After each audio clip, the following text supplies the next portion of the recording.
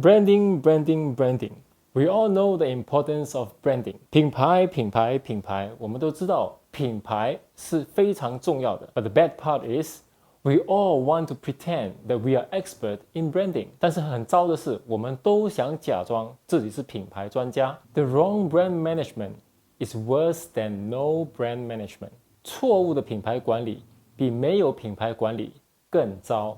Fortunately, there's a brand expert in Shanghai. 幸运的是，在上海有一个品牌专家。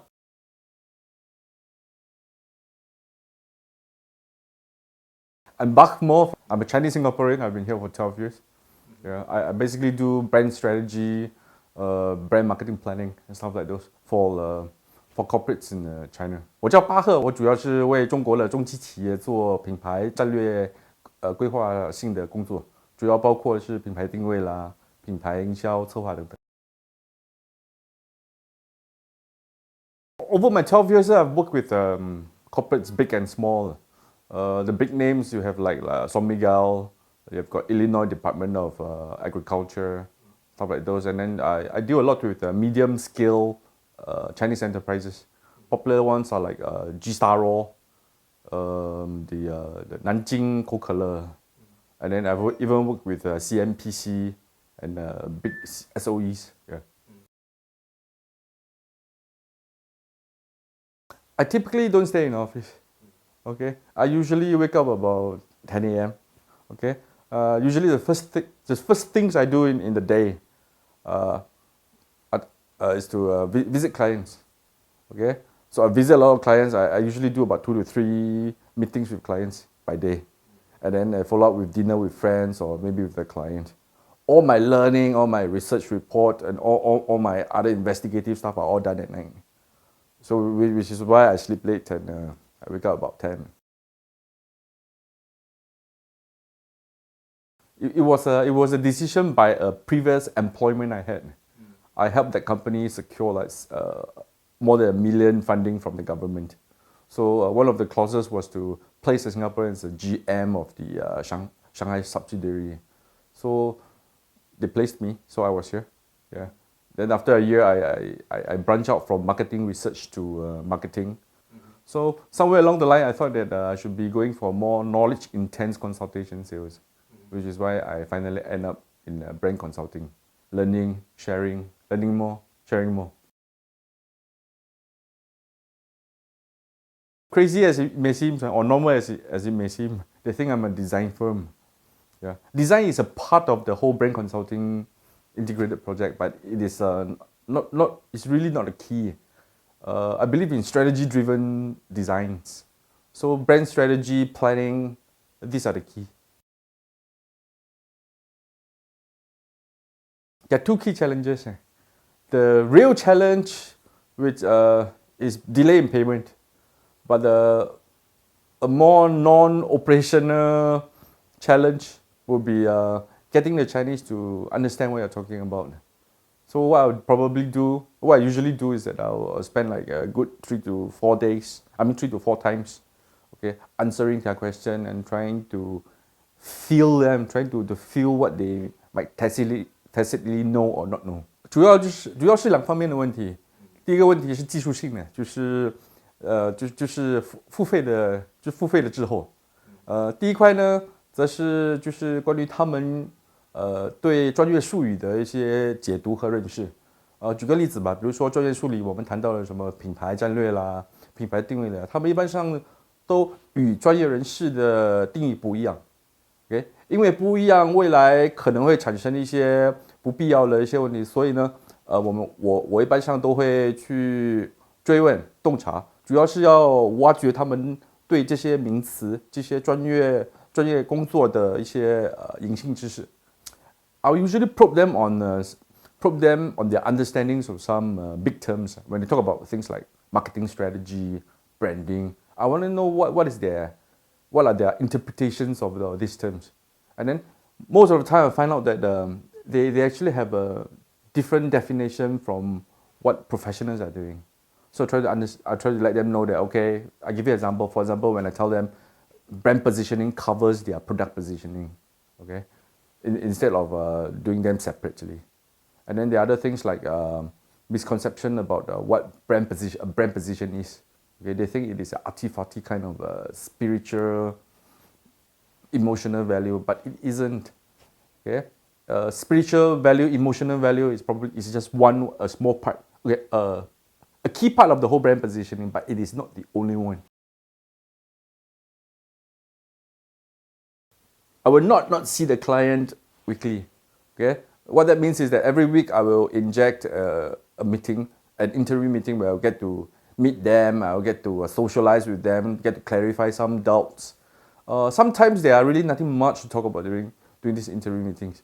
I think one of the key aim of this meeting is to show face. Yeah, let them feel comfortable that you're around, you will be around. Yeah, and in this way they'll tell you more, a lot. And then sometimes over grapevine, you'll hear more about their real intention and some tacit information. It is unorthodox, perhaps by Western definition. But in China, one has to get personable with your clients before really getting a full account of what's really happening. And then, sometimes during official meetings, these guys don't talk or they don't speak their mind. So when a professional really wants to do things well, I think he got to do things like this off the line to get the real picture.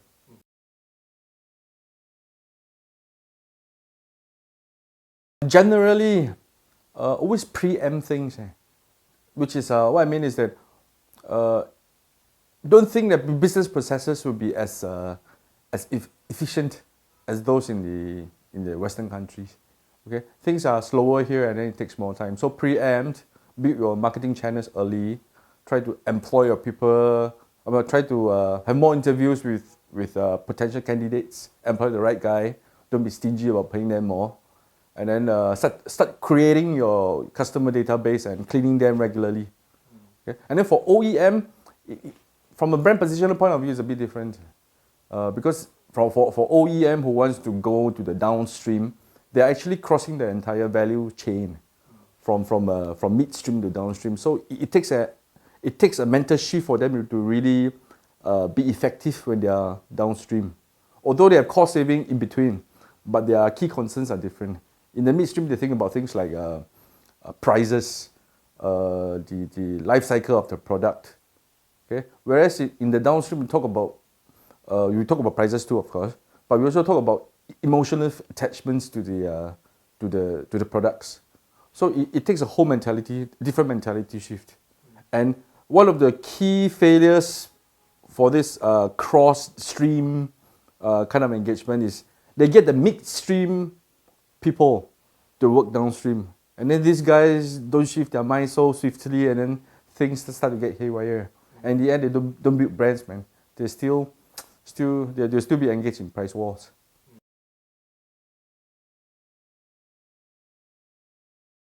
I've worked with one of the biggest toothpick producer in the world. Okay, he produces like 50% of the world's usage of toothpicks. So you could guess he's the supporter behind big names like Oral-B. Okay. So he wanted to go downstream. So he has been in the same midstream business for 22 years. So what I do is that I hold a lot of meetings. I hold a lot of meetings with visual presentation, with actual case studies on the key differences between a midstream operator and a downstream retail shop. Okay, and then I'm able to figure out what are the small tacit nuances. Okay, when I talk about tacit nuances, what I mean all the hidden meta text. Okay, all the hidden meta text between their different consumers now. Okay, in the midstream we talk about resellers. Okay, these are their consumers. In the downstream, we talk about people who actually buy. They're the real consumers. So I'll map the meta text. Okay, I'll tell them trends, what people feel close about. Okay, they feel close about what your product represents, and not just about what material they're made of, what prices, and stuff like those. I've had like two, not a lot from my portfolio of 200 clients. Okay, these two did not succeed. It boils down to one key reason: mental model shift. Okay, similar to both cases, both the decision makers from both cases, they are from third-tier cities and below. Okay, so it isn't easy to shift their mentality, especially when they have not seen the world. Okay, but still, I try my best to let them know that okay, this is what the first world countries or even the first, second-tier cities are doing. Okay, but in the end, they still go back to their what they're comfortable with. That is opening a lot of shops, going for price wars, using slightly off-quality material to get in the full gross profit. I felt very intense about this in the recent years. Okay, because of the sudden increase in my number of projects, of course. Okay, in my earlier years, that is in about a decade ago, it wasn't as easy as now to convince corporates to do branding. Okay, to a lot of them, then branding is only about designs. Okay, but now things are different. Okay, I think probably it is because the economy has progressed, the market has advanced. Okay, so during those days, you're talking about things like values they can create. Okay, not necessarily what the consumers really feel. Okay, so they talk about the best materials they have, the best cost savings they have, the best effects these products or services can produce. Okay, but now things are different. They suddenly realize that if they were to continue to talk about product properties, okay, this will work. Okay, they suddenly realize that besides product properties, they have to talk about things like besides product properties, like what their products represent, and then create a whole marketing environment, ecosystem about what this emotional or ideological representations are. Okay, so you see big brands doing things like positive energy events. Okay, they bring very interesting ambassadors, very interesting event teams into their whole marketing campaign. There's still a lot of potential in China, because China different from say Singapore. China is a union. So if the first tier cities are getting very matured, and then my line of work suddenly gets very saturated, there are always second or third tier cities that advance too. Okay, so my next 5 years, my 5-year plan is to advance to the second and third tier cities, because as they grow, the demand for my services will increase too. Rely on your parents when you're at home. 在家靠父母. Rely on your friends when you're outside. 出外靠朋友. Rely on new men when you are in Shanghai. 在沪靠牛人. Connections is everything in Shanghai. Shanghai New Man brings you people who excel in what they do in Shanghai.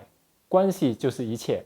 上海牛人带给你在上海，在自己领域中有卓越表现的人士。Expand your social network resources today. 今天就拓展你的人脉资源吧。